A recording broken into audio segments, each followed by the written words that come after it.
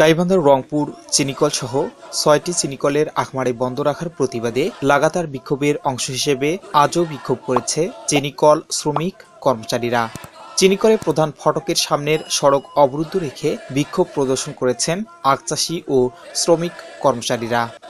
Bangladesh চিনিকল corporation, শ্রমিক কর্মচারী federation ও বাংলাদেশ আখচাষী ফেডারেশনের কেন্দ্রীয় কর্মসূচির অংশ হিসেবে এ বিক্ষোভ অনুষ্ঠিত হয়।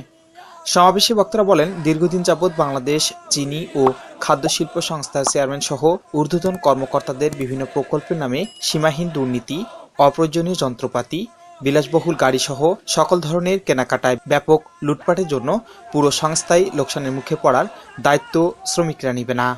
বেসরকারি চিনিকলের দালাল আমলাদের কথা শুনে সরকার চিনিকল বন্ধ রাখার অপচেষ্টা থেকে অবিলম্বে সরে না আসলে আরো বৃহৎ আন্দোলন কর্মসূচি ঘোষণা করা হবে।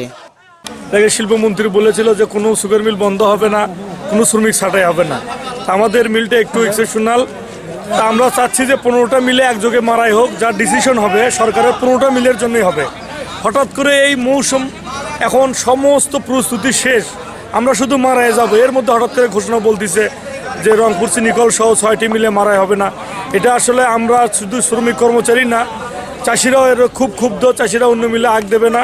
যে মাননীয় প্রধানমন্ত্রী কিছু কুচক্রী মহল বুঝেছে যে শ্রমিক কর্মচারীর চাকরি যাবে না, তারপরে মিলে লস হবে না, কিন্তু এটা মোটেও সত্য না।